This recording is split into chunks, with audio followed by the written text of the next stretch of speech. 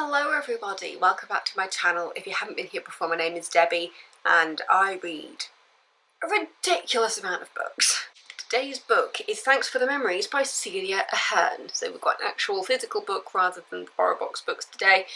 And this was such a lovely book, and as it's got all the elements of like a rom-com without explicitly being a rom-com. There were parts of the book where I was there going, is this a romance story? I can't really tell. And so as I went through, I thought the title, Thanks for the Memories, might give an indication as to which direction it was going to go. Yeah, I'm not going to go beyond that because I don't want to spoil the ending. But it was a very, very nice book. I'm going to read you the blurb. How can you know someone you've never met? Joyce Conway remembers things she shouldn't. She knows about tiny cobbled streets in Paris which she's never visited, and every night she dreams about an unknown little girl with blonde hair. Justin Hitchcock is divorced, lonely and restless. He arrives in Dublin to give a lecture on art and is persuaded to donate blood. It's the first thing to come straight from his heart in a long time. When Joyce leaves hospital after a terrible accident with her life and marriage in pieces, she moves back in with her elderly father. All the while, a strong sense of deja vu is overwhelming her, and she can't figure out why. So the book is a bit of a twist on the idea that when you donate an organ, you're kind of giving away a little bit of yourself. It's a play on that, but with blood donation. And I've never seen this story done like that before. It's the idea that when you give blood, you're giving a bit of your heart away, and with that, possibly some of your memories. And that's essentially the gist of this book. You start off by meeting Joyce, and she's in the hospital. She's had a terrible accident, she's fallen down the stairs and she's lost her baby. So it starts off very, very sad. And she is in the process of breaking up with her husband. After a very, very long time together, they thought that having a baby could fix things, and obviously that's not how things work. A baby doesn't fix things, it just makes things more complicated, if anything. So when Joyce loses her baby, she realises that actually this is the point when she needs to break up with her husband because she doesn't love him anymore. And in a sense, it's almost a bit of a wake-up call to her relationship with her husband. As it says in the blurb, Justin, he comes across as a bit of an arse at times. He's not the most likeable to begin with, and then as you go through you kind of learn about his childhood through Joyce because she's getting his memories, and yeah, you learn about kind of what he went through as a kid and how he kind of became the person that he is. He actually meets a woman at the beginning of the book who convinces him to donate blood even though he's terrified of needles. And that's kind of a bit of a will they, won't they kind of situation there, where he is attracted to this woman. He amazingly, she manages to convince him to give blood even though he doesn't want to, really. And then that singular kind of event gives you the rest of the story, because once he's donated blood, then that blood is given to Joyce when she has her accident. And then they just got this instant connection through having his blood running through her body. She begins having dreams of things that she's never seen before. As it says, you know, she suddenly has memories of being in Paris when she's never been to Paris. She's suddenly able to speak like 3 different languages, even though she's never stepped out of Ireland. And you know, she can speak like Latin, French, and Italian. And this start comparing it to like other movies, like a John Travolta movie, and they're saying, yeah, but that's when he's got like a tumour and it's affecting his ability to learn things. In this case, Joyce's the reason she knows these things is because she has Justin's memories. If you haven't figured it out, it's magical realism, as most Cecelia Ahern books are. I think I've read 1 or 2 Cecelia Ahern books that have been more kind of just on the rom-com side, but I've read a few things by her which have that magical realism. One of my favourite books that I've read by Cecelia Ahern is A Place Called Here, which is about a woman who is obsessed with finding things, and then she finds herself going missing, and she ends up in the place where all the lost things end up. But that was such a lovely book, and I think I just really like Cecelia Ahern. I think I've got another one on here. Yeah, I've got another one on my bookshelf, which is just behind you, called If You Could See Me Now. I have no idea what that book is about. It's a couple of books into my bookshelf, so I'll be reading that before a few books down the road. Yeah, it's just, for me, it was a case of, it keeps you guessing as to which direction it is going to go. Because the fact is, throughout the book, Joyce and Justin kind of have near misses, where they see each other but they don't know each other. The first time they meet is when Joyce is on her way home from the hospital and Justin is on the way to the airport, and they both get their taxis to stop outside of a hair salon to get their hair cut, and Joyce's father is with her, and he's there going, is this thing people just do now? They just get their taxis to stop outside of hair salons. But it's a case of Justin just wants to kind of shorten out the scraggly bits, and Joyce chops her hair off. She basically just wants to cut all her hair off, and she's there going, oh, I can feel the hair on the back of my neck and I don't like it. So you get the idea that she's turned it into a bit of a pixie cut rather than just shaving it all off, which is what she wants to do in the first place. There's comments on kind of her new look throughout the book as everybody's going, oh, you chopped all your lovely hair off. Oh, but actually it suits you. And it's interesting, I've literally just finished this book. I've just finished it. So I'd say it's definitely in that rom-com kind of style, even though you don't know if romance is the way it's going to go and who for. There's plenty of laugh out loud moments in this book. Joyce has like this thing to kind of follow Justin and figure out like whose memories that she's getting, basically. And once she kind of figures out who it is, she kind of starts to follow him a little bit. Stalker style. Not complete stalker style, but you're very aware that she's might be slightly losing her marbles, and it's just really, really funny, especially when she ends up in London with her dad.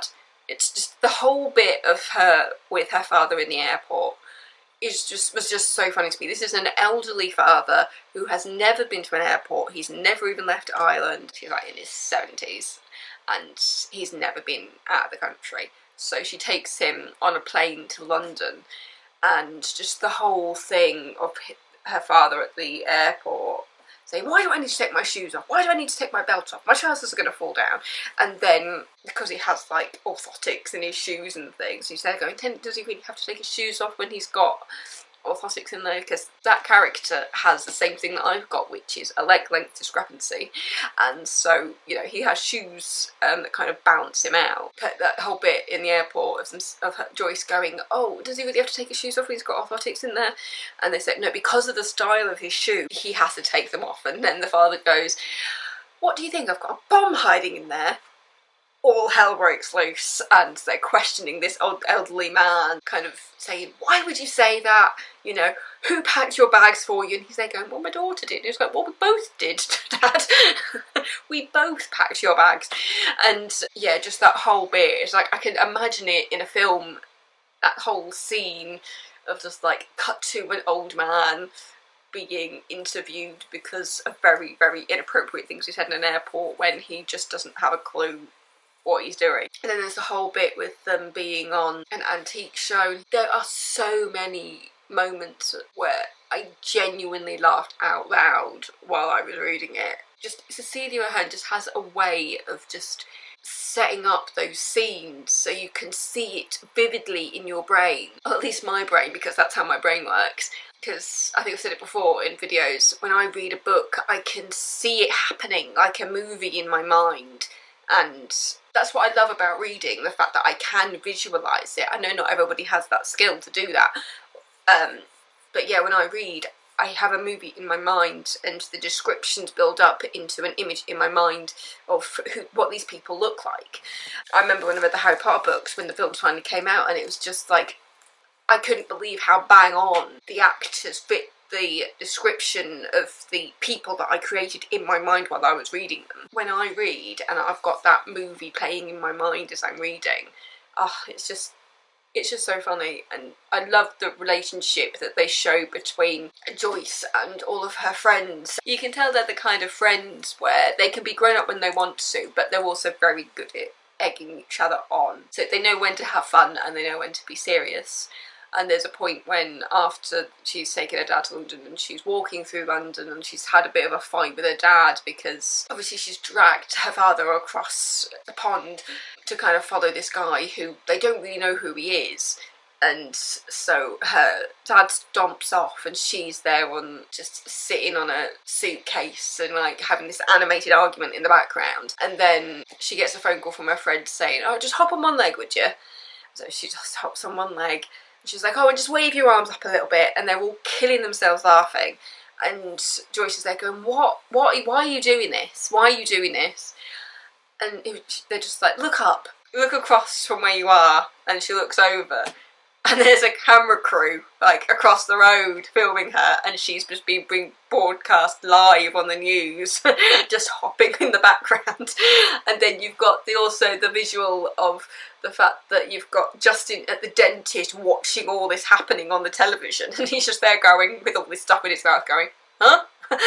Isn't that the girl that I met at the hair salon, and the girl who I chased after a Viking bus through London? But yeah, there's just so many of these funny moments to kind of bring you back from the slightly darker things when it comes to learning about Justin and his childhood and his relationship with his parents and what happened when his father died.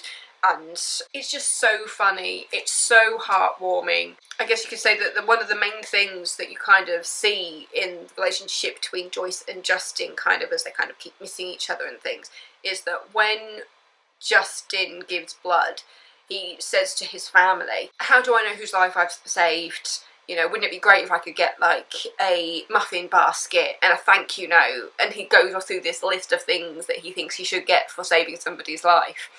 And when Joyce starts to get his memories, and she's just like, oh, so he wants all of these things, maybe I should do that for him. So like she leaves a muffin basket at his house, and she does all these little things to say thank you, including having a guy turn up at the airport for him just with a big thank you on it. All these little things that she does to kind of make him realise that yes, he has saved somebody's life, and she is so thankful for that. Even though she lost her child, it saved her life, having that blood transfusion. When you've seen all these little things and Justin trying to figure out, who did I tell about this? At first, Justin thinks it's his daughter playing a prank on him, and then you start going through it, looking at who his daughter told. And it leads to this whole thing of realising the places that they just had near misses, where Joyce had conversation with the daughter, not knowing who she really was. Yeah, it's just all these kind of near misses and kind of almost moments that then they end up going off in different directions. Yeah, it's got all the elements of a rom-com, but at the same time is not explicitly a romance book.